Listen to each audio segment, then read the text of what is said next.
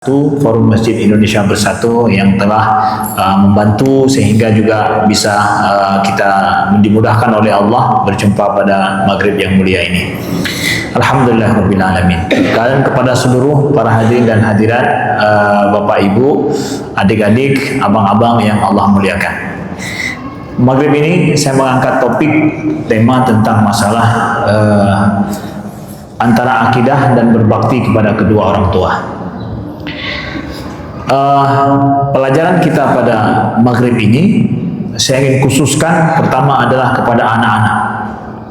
Ya, mudah-mudahan video ini sampai kepada seluruh anak-anak. Siapa aja yang merasa dirinya seorang anak, baik anak yang masih ada kedua orang tua atau anak-anak yang sudah tidak punya lagi kedua orang tua. Ya, di sini ada anak-anak yang punya kedua orang tua dan ada anak-anak yang sudah tidak punya kedua orang tua, tapi semuanya adalah kita semua anak-anak. Maka saya mengibaratkan semua yang di depan saya ini adalah saya juga sini termasuk anak-anak. Artinya bahwa kita memiliki kedua orang tua.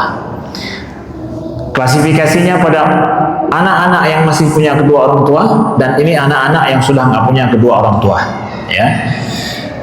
Di dalam Al-Quran uniknya kita dapatkan ayat, banyak ayat bukan satu, yang Allah Subhanahu wa ta'ala berfirman menyandingkan antara ibadah kepada Allah dengan berbakti kepada kedua orang tua. Ini kekhususan dalam agama kita. Ini nggak ada dalam ajaran yang lain yang menggandengkan antara ibadah pada Allah dengan berbakti kepada kedua orang tua. Contoh, misalkan dalam surat An-Nisa Allah berfirman, A'udzubillahi minasyaitonirrajim, wa'budullaha wa la tusyriku bihi syai'a wa bil walidaini ihsana. Wa'budullah, sembahlah Allah oleh kalian dan jangan kalian menyekutukannya dengan sesuatu apapun, ya. Wa bil walidaini ihsana, dan berbaktilah kepada kedua orang tua. Oke. Kemudian Allah berfirman dalam surah Al-Baqarah kepada Bani Israel juga. Allah berfirman, wa id akhadna mitsaqa bani Israila la ta'buduna illallah wa bil walidaini ihsana.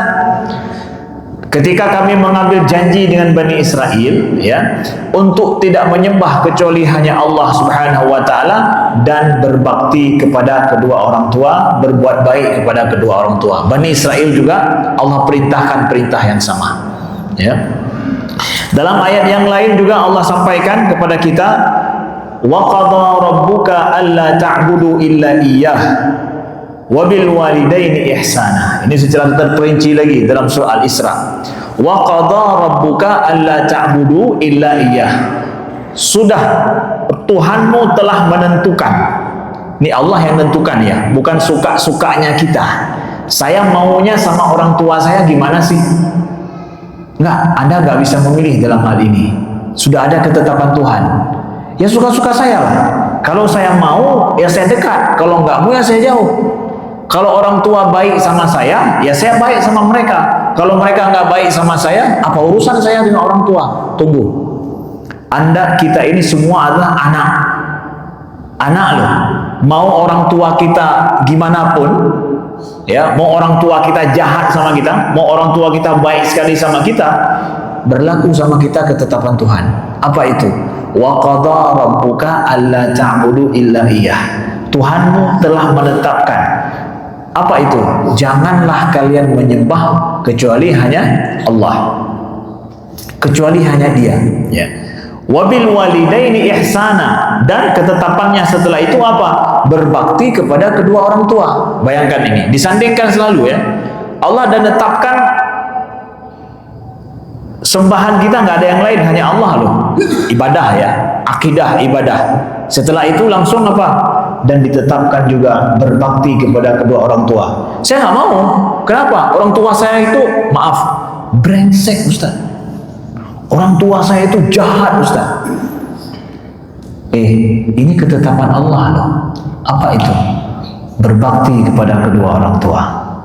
Bukan masalah imbal kasih sayang. Dia ngasih saya akan kasih dia.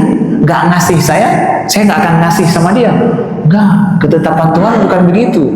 Itu ketetapan kita. Kalau kita apa? Ya kalau dikasih, saya akan ngasih. Nggak dikasih, saya nggak akan ngasih. Itu ketetapan Anda, ketetapan kita. Nggak berlaku itu. Yang berlaku ketetapan Allah apa? Untuk berbuat baik kepada kedua orang tua. Kata Allah, imma yablughanna 'indaka al-kibara ahaduhuma aw kilahuma fala taqul lahumā uffin wa la tanharhuma wa qul lahumā qawlan karima. Ya.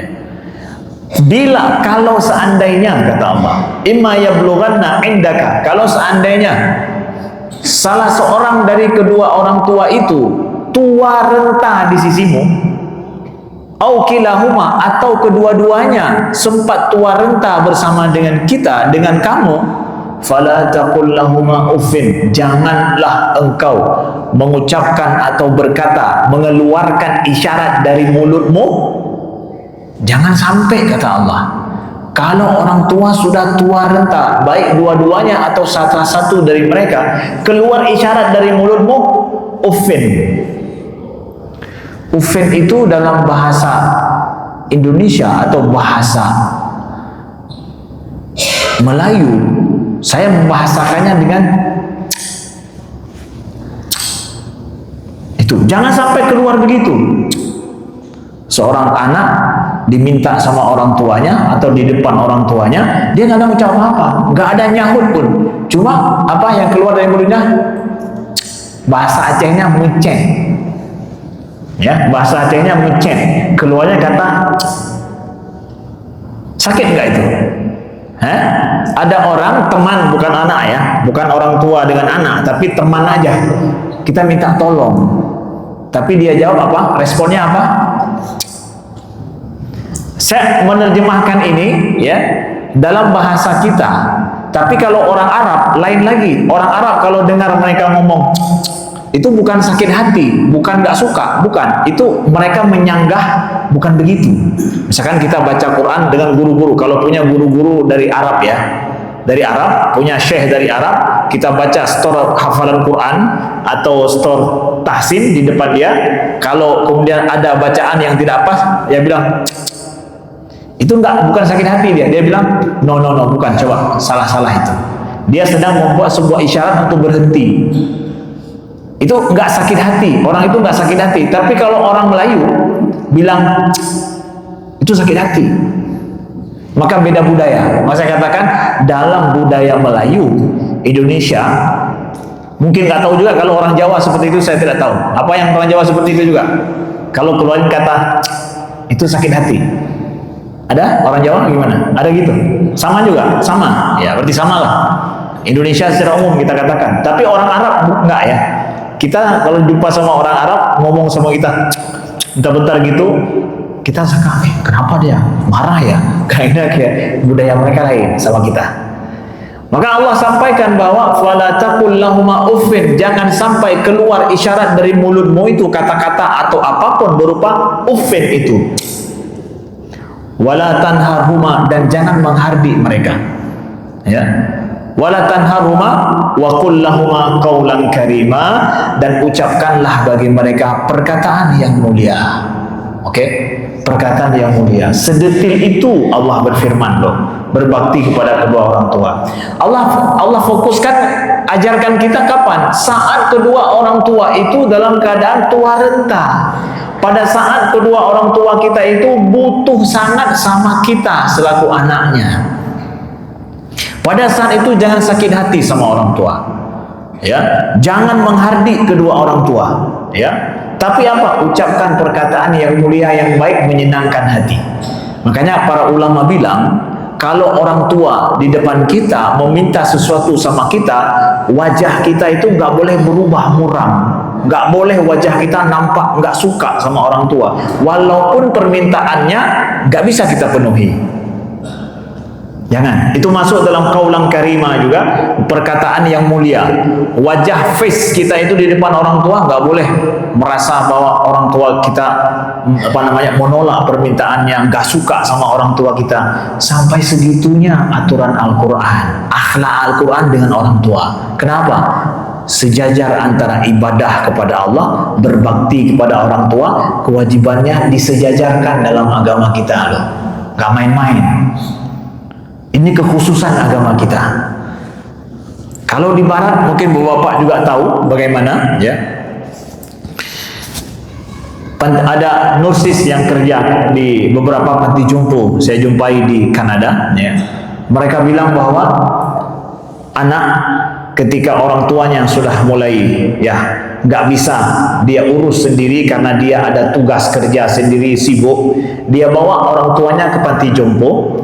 Panti jompo itu nggak semuanya itu gratis loh, berbayar.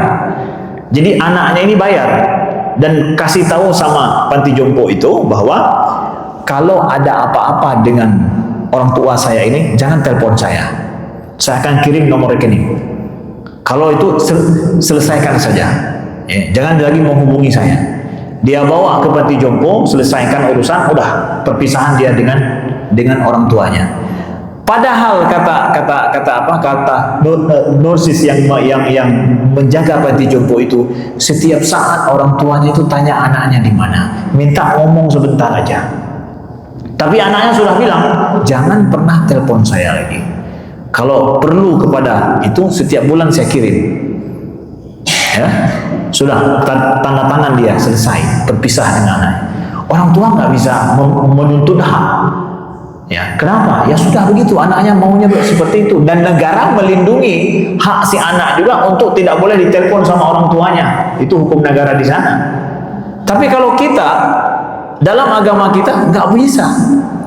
Makanya Nabi sampaikan dalam ayat, dalam hadis kata Nabi, raghima amfimri'in, raghima amfimri'in, raghima amfimri'in. Sungguh merugi, sungguh merugi, sungguh merugi.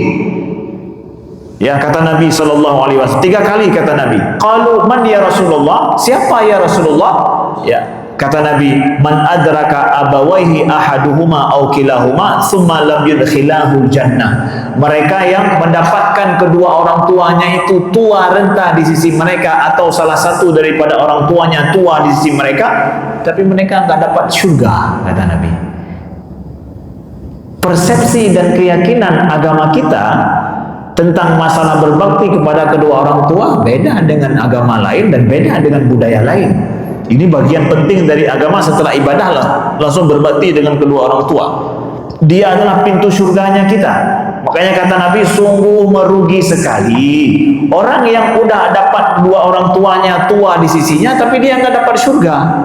Ibaratkan orang tua kita yang tua di sisi kita itu, panjang umurnya di sisi kita, yang sibuk dan repot kita ngurus mereka, kata Nabi itu shortcut kita menuju surga.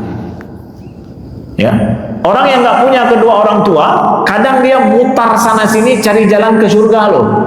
Ya, cari sana cari sini, upayakan ini upayakan itu, ya, yang ujung-ujungnya ya mau ke surga juga, tapi dia mutar-mutar sana sini cari jalan menuju surga. Tapi orang kita, seorang anak yang diberikan oleh Allah, ditakdirkan ada dua orang tua kita sudah berumur dengan kita, atau salah satunya berumur dengan kita, itu sudah nggak usah kemana-mana lagi. Kenapa? Pintu surgamu ada di sisimu. Makanya kata Nabi, merugi sekali, merugi sekali, merugi sekali. Orang yang dapat orang tuanya sudah tua di sini tapi nggak masuk surga, kata Nabi SAW. Sungguh merugi. Nah, ini adik-adik ya, anak-anak semuanya yang masih ada orang tua atau nggak ada orang tua, harus kita pahami dengan baik. Itu aja min sulbi adabil Islam, di antara akhlak ajaran Islam, ta'alimul Islam yang paling mulia, yang harus kita jalankan dalam hidup.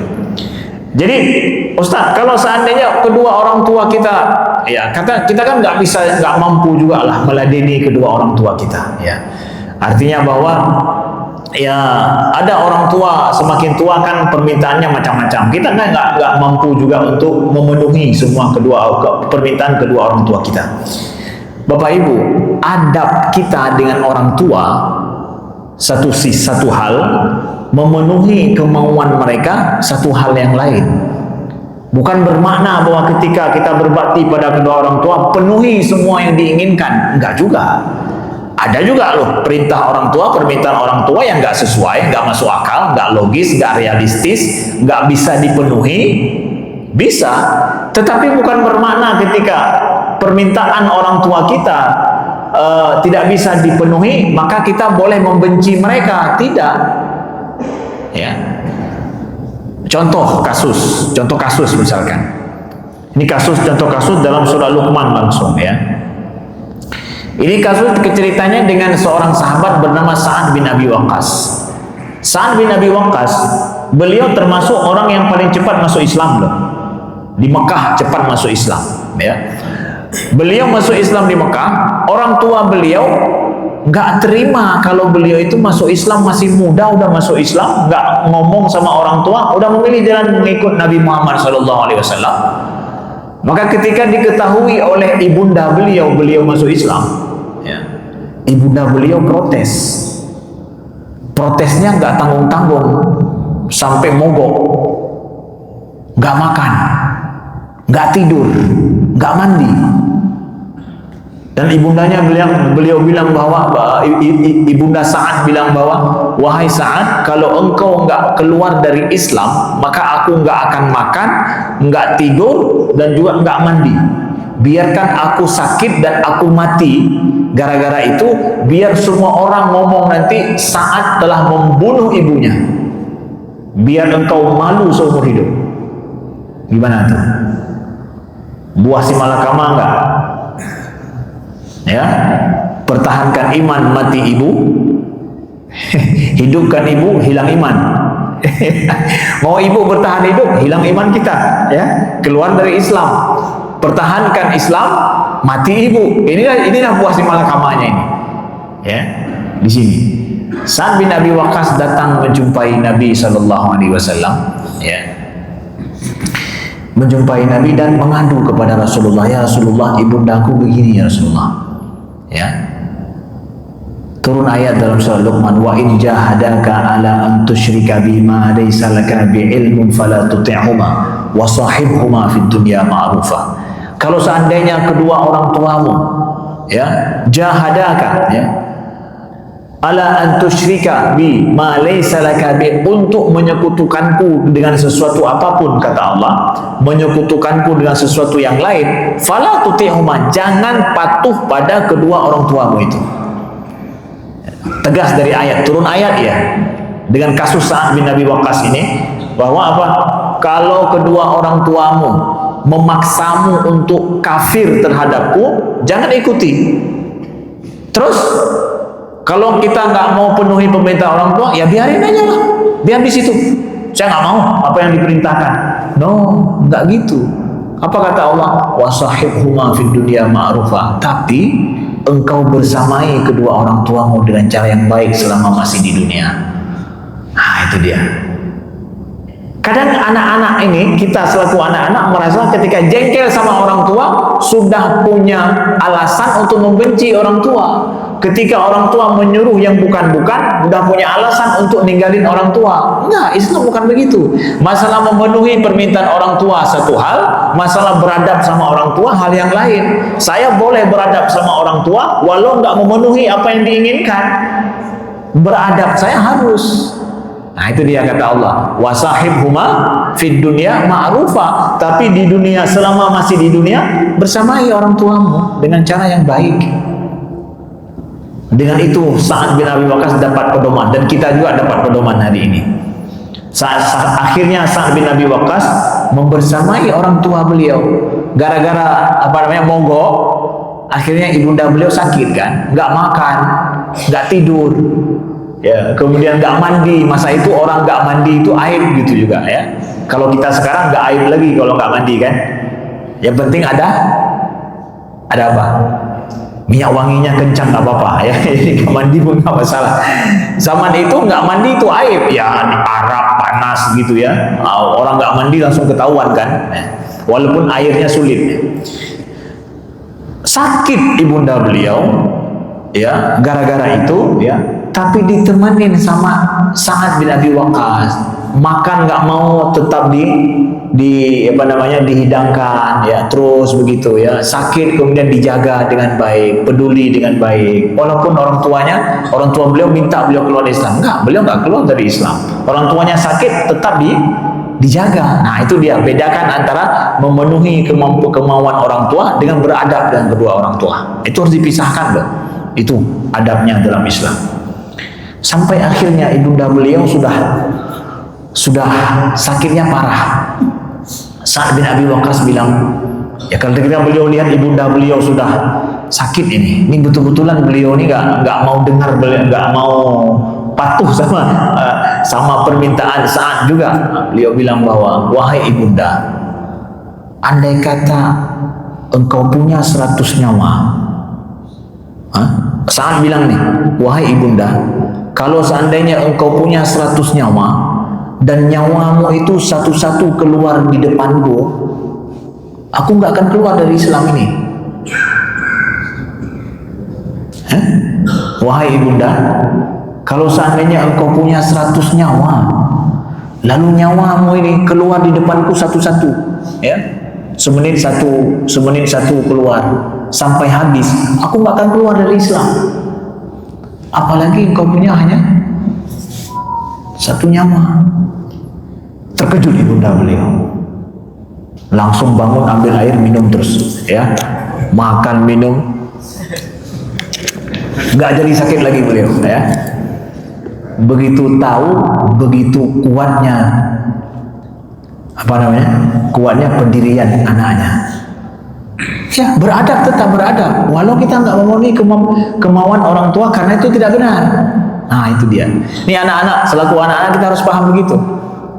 Ya, yang nggak wajar, nggak harus dipenuhi. Nah, tapi beradab wajib, begitu. Nah, terus Ustaz, kalau seandainya kedua orang tua kita sudah tidak ada lagi, gimana? Ini kalau ada, oke lah, alhamdulillah, jadi kunci surga kita, ya, shortcut kita menuju surga. Kalau nggak ada gimana? Ya, ada datang kepada Nabi SAW seorang sahabat, disebutkan oleh seorang sahabat bernama Malik bin Rabi'ah. Beliau bilang, bainama nahnu 'inda Rasulillah sallallahu alaihi wasallam iz jaa'a rajulun min Bani Salimah faqala ya Rasulullah hal baqiya min birri abawayya syai'un abarruhuma, ya, ba'da mautihima. Ya. Ketika kami sedang bersama dengan Rasulullah sallallahu alaihi wasallam, datang seorang laki-laki dari Bani Salimah, ya, dan bertanya kepada Nabi, ya Rasulullah, apakah masih ada perbuatan baik yang harus aku lakukan kalau seandainya kedua orang tuaku sudah tidak ada lagi bersamaku? Karena kan kita mikir bahwa orang tua sudah wafat, baru selesai, ya?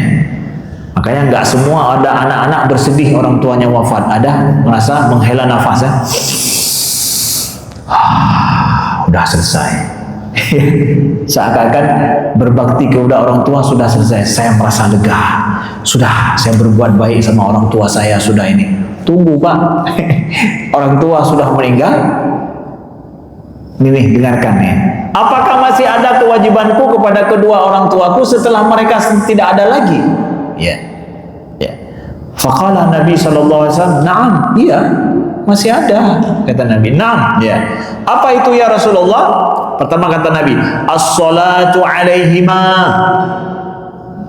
wastighfar lahuma wa infadu ahdihima min ba'dihima wa silatur rahim allati la tusal illa bihima wa ikramu sadiqihima.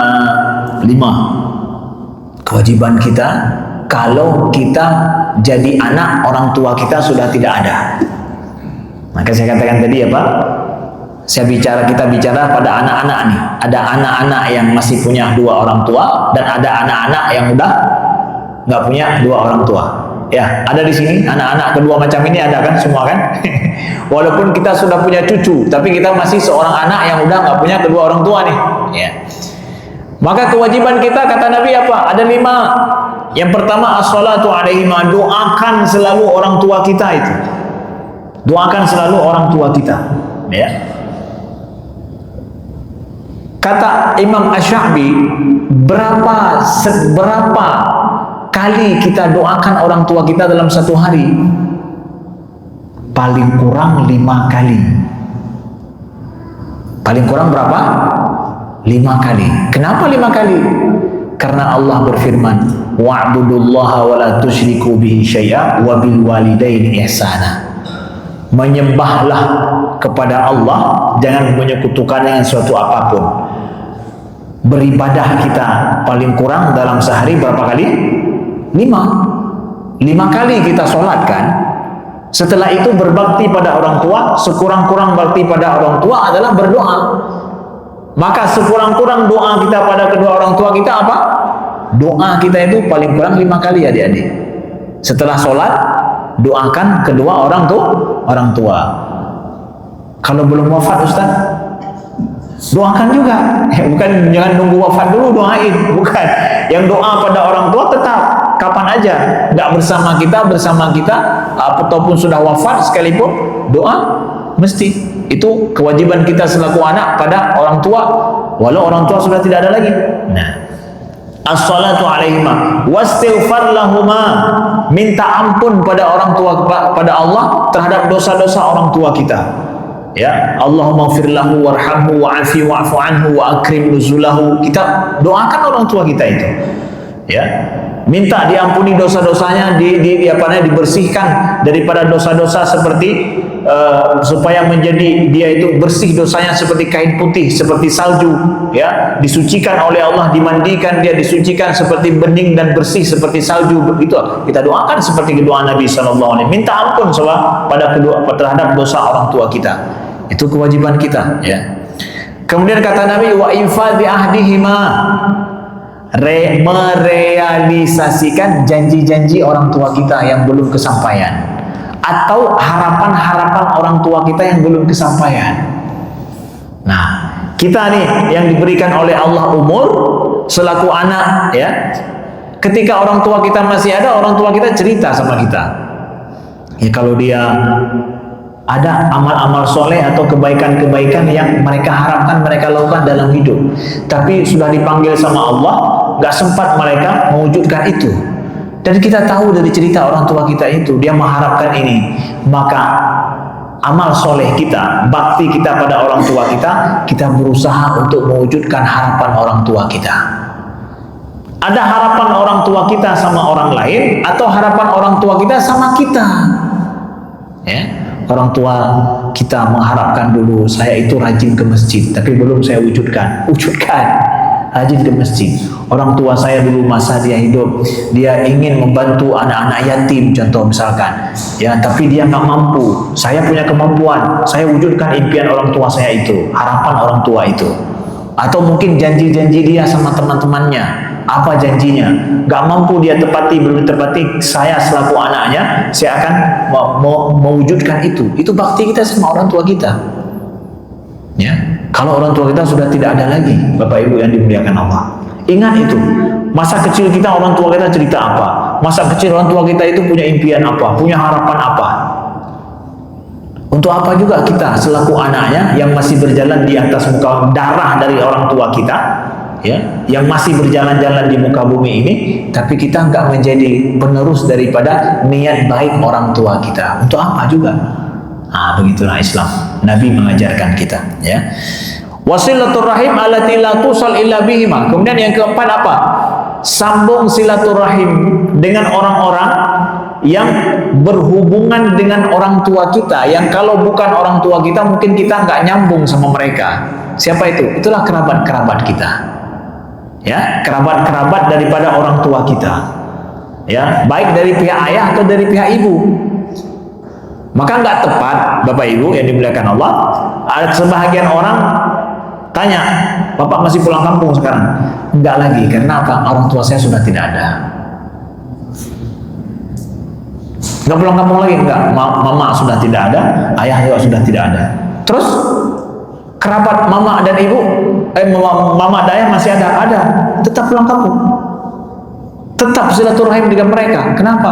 Itulah yang kata Nabi, menyambung silaturahim yang nggak tersambung kecuali dengan mereka. Kita bersaudara dengan kerabat itu kerabat ayah saya, ini kerabat ibu saya. Sambung sebagaimana ayah dan ibu kita masa mereka hidup bersilaturahim, ya, menyambung saudara dengan mereka. Ayah ibu kita sudah tidak ada, saya yang akan melanjutkan itu semua. Nah, sambung, jaga saudara-saudara ayah dan ibu kita. Nah, ini kewajiban kita bagi orang kita yang sudah nggak punya lagi orang tua. Jadi jangan bilang bahwa udah ayah dan ibu saya sudah tidak ada lagi, nggak pulang kampung gara-gara itu. Kita pulang kampung hanya bukan karena orang tua saya, berbakti, pulang nyambung dengan saudara-saudara kita, silaturahim dengan mereka, kerabat-kerabat, tetap kita sambung. Ya, biasanya ayah saya kalau munjung sama bibi, sama ini, sama itu, kerabat itu bawa apa? Sebisa mungkin saya akan lakukan itu. Kenapa? Karena ayah saya biasanya kalau kesini selalu bawa ini gitu. Saya akan lanjutkan itu, contoh gitu. Sampai segitunya kita jaga adab dengan mereka. Itu Islam. Itu Islam. Yang terakhir kata Nabi SAW apa? Yaitu wa ikram sadiqihima. Itu tadi silaturahim dengan orang yang senasab, punya nasab dengan orang tua kita. Yang terakhir adalah apa? Muliakan teman-teman dari ayah dan ibu kita. Kita nggak senasab, mereka nggak senasab dengan ibu dan ayah kita, tapi teman mereka dalam hidup, teman di masjid, teman di kantor, teman di tempat kerja, atau teman memang di tempat mereka tinggal gitu ya, tetangga-tetangganya gitu. Maka ketika orang tua kita sudah tidak ada, muliakan mereka yang dimuliakan oleh ayah kita. Ya, ayah kita nih kalau jumpa sama bapak ini sangat dimuliakan. Diajak, kalau orang Aceh bilang diajak ngopi selalu nih, duduk teman-teman ngopi nih. Kalau orang Aceh ada teman ngopi gitu ya, istilahnya. Makin orang tua itu makin banyak teman ngopinya itu. Ya. Teman ngopi ayah kita itu, kita juga nyambung lagi, ikut ngopi sama mereka. Contoh dalam tanda kutip begitu. Bapak Ibu yang dimuliakan Allah, ya. Jadi ikram sadiqihima. Pernah kejadian dengan Abdullah ibnu Umar. Ya, itu Abdullah ibnu Umar, beliau menjumpai seorang Arab Badui yang yang jalan kaki. Arab Badui itu artinya ya orang kampung yang ya perawakannya kampung lah, nggak punya kendaraan gitu. Sedangkan Abdullah ibnu Umar ini adalah seorang ulamanya sahabat, memakai sorban dan dihormati beliau. Suatu ketika jumpa sama seorang Arab Badui ini, ya, beliau turun dari keledai beliau, lalu kemudian beliau kasih sorban beliau ini yang beliau pakai dipakaikan kepada orang ini. Lalu kemudian beliau suruh naik di atas keledai beliau. Ibnu Umar, seorang ulama besar sahabat yang menuntun keledai itu, yang Arab Badui ini yang naik, beliau yang tuntun. Kan sahabat-sahabat Ibnu Umar tanya yang lain, kenapa kok tiba-tiba kok memuliakan ini? Ya. Apa jawab Ibnu Umar? Aku pernah lihat ayahku Umar bin Khattab berjalan dengan ayahnya dia ini dan diperlakukan seperti ini. Maka aku ingin memperlakukan hal yang sama kepada anaknya juga. Ayahku memuliakan ayahnya, maka aku juga memuliakan dia seperti ini. Itu makna ikram sadiqihima. Mulia enggak akhlak Islam itu? Mulia enggak ajaran Islam itu? Makanya Islam enggak mengenal panti jompo sebenarnya. Panti jompo itu hanya eksiden saja. Orang yang udah malang, enggak ketahuan dia di mana saudaranya, maka dipelihara oleh negara, disubsidi oleh negara. Sedangkan siapa aja seorang anak yang dia masih punya ayah, maka wajib bagi dia selama dia hidup di sisi dia ayahnya, di sisi dia ibunya. Nah, itu dia dalam Islam. Dia nggak biarkan ditaruh di panti jompo, enggak. Dialah yang akan menjaga. Itu kewajibannya dalam Islam. Budaya kita beda dengan budaya orang Barat dan yang lainnya. Bapak Ibu yang dimuliakan Allah. Nah, begitu. Di akhir daripada ini, ada yang nanya pertanyaan bahwa Ustadz, ada masalah keluarga ini udah sepakat nih dalam masalah warisan, ya, mau anak dengan laki-laki dengan anak perempuan itu rencana mau dibagi sama. Dalam harta warisan kan dibagi 2:1, anak laki-laki anak perempuan. Oke, sekarang udah sepakat nih Ustaz bahwa dibagi sama rata gitu. Boleh nggak Ustaz kesepakatan itu dilaksanakan dalam pembagian warisan?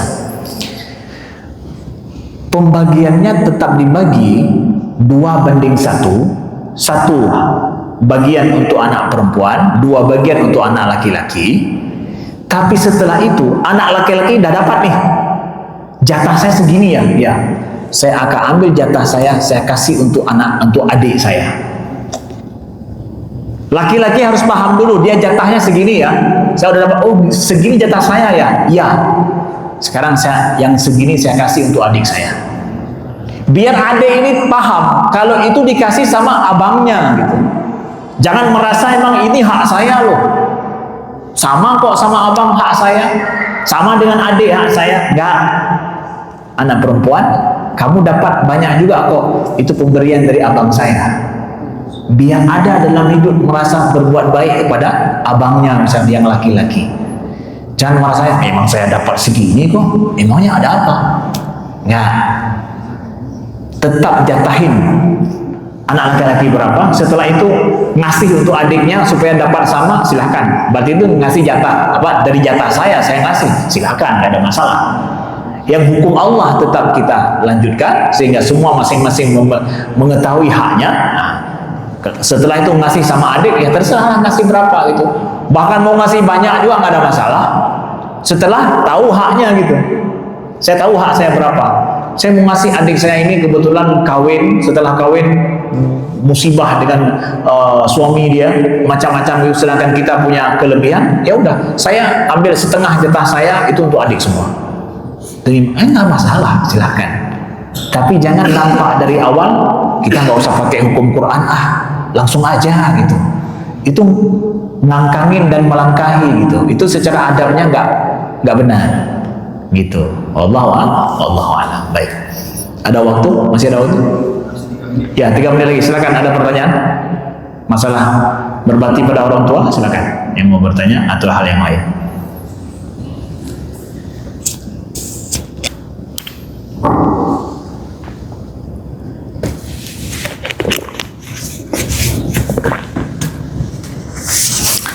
Silakan, ada? Takut nanya nih, ketahuan nampaknya Ustaz nanti kalau saya tanya nih, ya. Enggak, cara nanya itu ada kawan saya Ustaz, nah gitu caranya.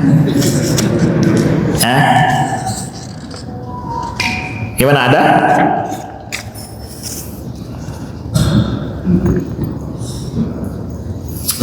Ya, silakan ya. Assalamualaikum warahmatullahi wabarakatuh. Waalaikumsalam warahmatullahi wabarakatuh. Baru ini dengan minggu ini akhirnya saya yakin misalnya kalau tinggal sholat itu ada kewajiban muqaddah. Aku benar punya pendapat itu ya.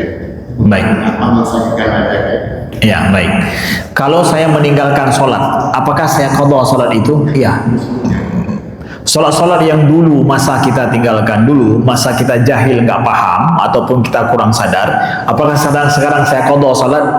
Jumhur para ulama, mayoritas para ulama mengatakan sholat-sholat yang sudah lewat itu, masa kita jahil dulu, itu diqadha semampunya sampai kita wafat. Semampu kita, qadha itu semua. Ya, itu jumhur para ulama. Sebagian para ulama mengatakan nggak usah diqadha, tetapi buat perbanyak sholat sunnah. Sholat sunnah aja. Ini atas dasar dianggap, kenapa disuruh sholat sunnah aja? Karena anggapannya berbeda, dasar pikirannya berbeda. Menurut ulama yang mengatakan sholat sunnah itu diperbanyak sholat sunnah karena dianggap orang yang nggak sholat itu kafir masa itu. Sekarang saya tanya, apakah Bapak dianggap kafir waktu tinggalkan sholat atau mukmin? Orang kafir setelah itu ada disuruh qadha sholat, yang baru masuk Islam ada? Enggak.